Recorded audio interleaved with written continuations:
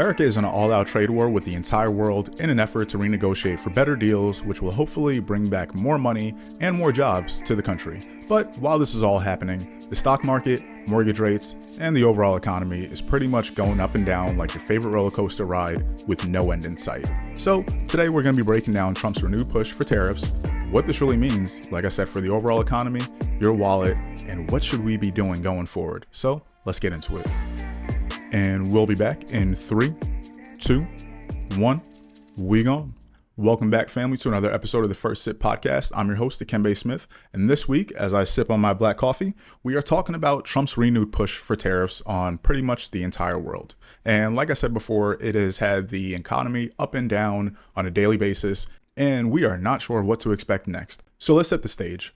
Trump is basically saying that America has been in unfair deals for decades now, and it's not only lost us a whole bunch of money, but it's undercutting U.S. workers and taking jobs that could be done right here in America and helping people increase their income and living better lives. And this isn't an argument that he's starting with. This is something that's been said, like I said, for years and years and years now by people on both sides. But the problem is that when you look at tariffs, it usually comes down to an income tax on the consumers, right? The people like me and you who are going to end up buying the stuff from these other countries, because most of the time businesses are not going to want to sit there and eat that bullet. So what they're going to do is say, okay, let's just go ahead and tack this on to the product that we're selling. If we got to go ahead and spend an extra 20% to import this, you better know the price of that item that you're going to buy is going to also be going up by 20%. So this is something I've been trying to research over the past couple of days, past couple of weeks, because like I said, it's been a roller coaster ride. Every day that you look at the news, stock market is up, stock market is down. Just the other day, we had the fastest drop that we've had since March of 2020. And I'm looking at this and saying, oh, wow, what's really going on, right? I posted something on my story the other day about whether or not you guys thought we were going into a recession. And I'm gonna post a poll here where it shows that right about 67% of you thought that we might be headed into another recession this year. Now, where we're at currently, Trump has pressed pause on the tariffs for the next 90 days, but we still don't know what that means in the long run, right? Trump claims that tariffs will help to make America wealthy again. It'll help to bring back a lot of money that we've been leaving on the table because of the term that you've probably been seeing in the headline, because of trade deficits, money that we could be making up from these imported goods. But at the same time, what happens to those tariffs when they're charged on the companies that are importing those goods? Like I said before, are they going to be passing those down on the consumers, or are they just going to say, you know what, I'm okay losing out on the profit that I had before, and you know we make enough money, so those tariffs that we're being charged now really aren't going to affect us? I don't know. You let me know what you think. And on the other side, this is supposed to encourage these companies to start manufacturing these goods back here in America, like I said before, to bring back some of these jobs. But when you're looking at these things, we got to think, okay, how long is that going to take for these companies to make that switch, to change, and be able to basically adjust their whole supply chain to be able to go with these changes that we're now going through? But we can't only look at the consumer prices, right? We also have to say, okay, how is this going to affect the overall economic growth? Are companies really going to want to sit and invest in America knowing that, okay, there are these high tariffs on all these imported goods? Or are they going to start looking at other places and saying, well, you know what, maybe we do have other options. Maybe there are places around the world where we can make up that market share.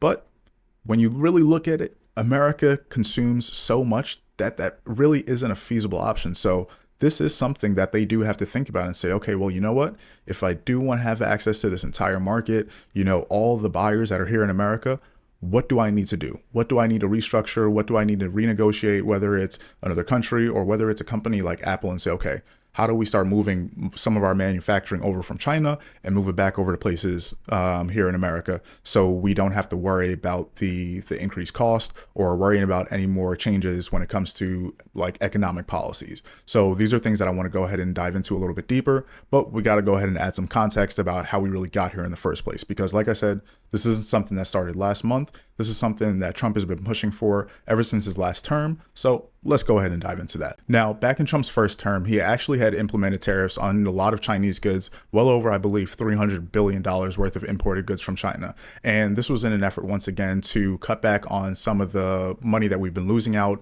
on items that we import from there, because China has plenty of taxes on the items that we send over there. So he's looking at this and saying, you know what, Why don't we balance this out? And why don't we encourage some more of this manufacturing right here in America? So what did China do when they saw those tariffs come in? They started shipping items to other places like Mexico and said, you know what, since you're going to charge it directly from here, we'll just go ahead through a back door and send it to another country and then send it to America. And this was noticed by people on both sides, right? Whether you're Democrat or Republican, they're like, hold up. This is crazy. They're just shipping this stuff around different places. You know, we really are losing out on a lot of potential revenue that we could be making as a country.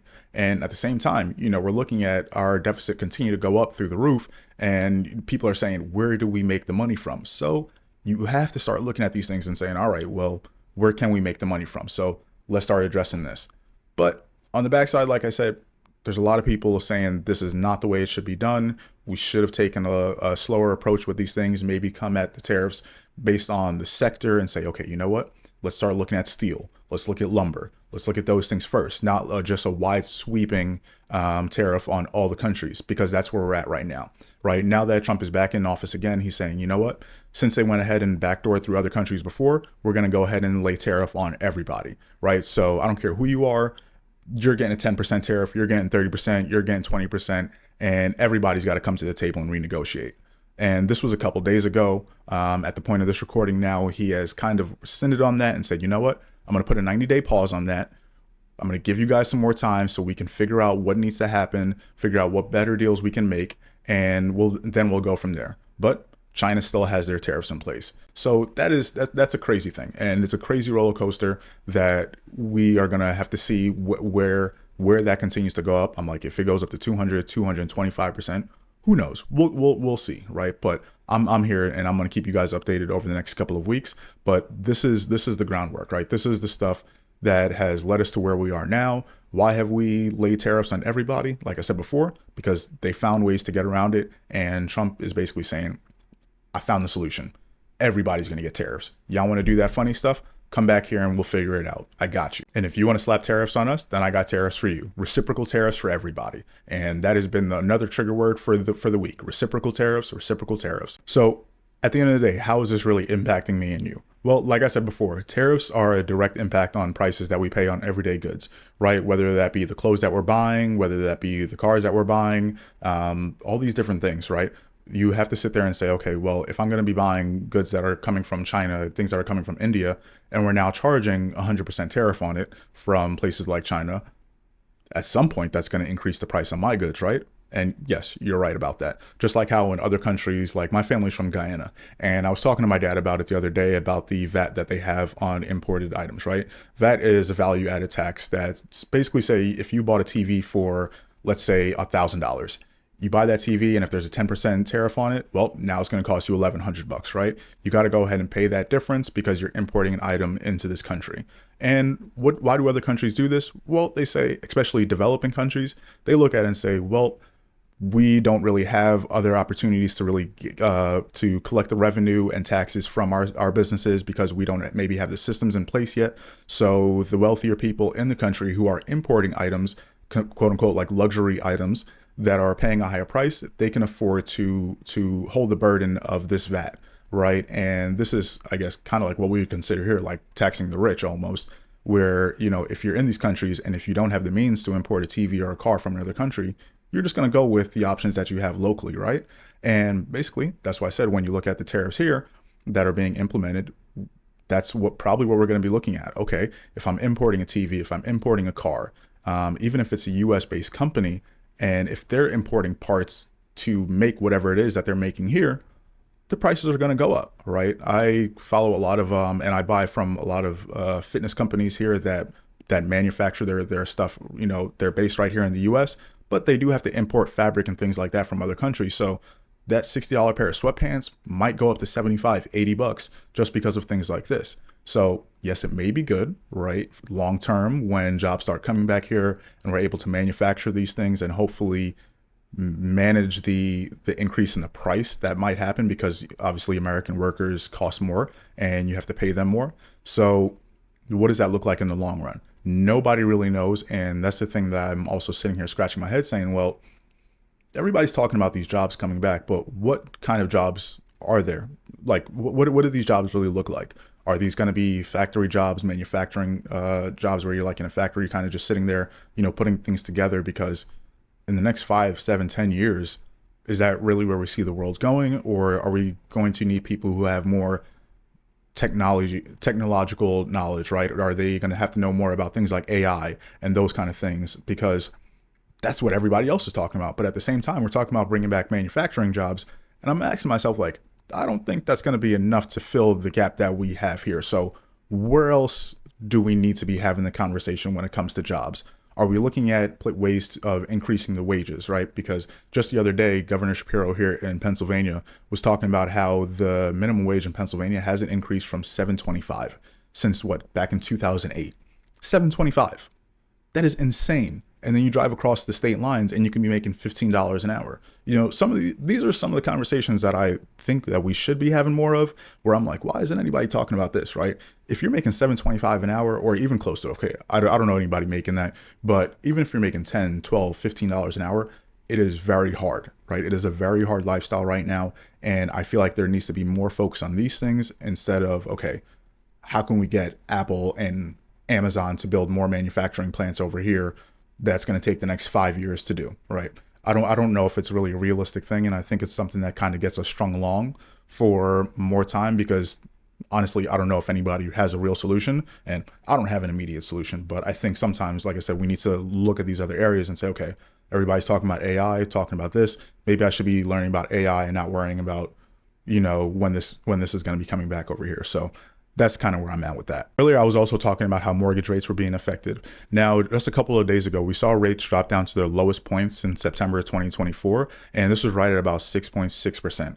And once again, this is giving home buyers, you know, people like you who might be sitting there saying, well, I've been sitting there waiting for, you know, for rates to finally start coming down. This is my chance to go out and buy.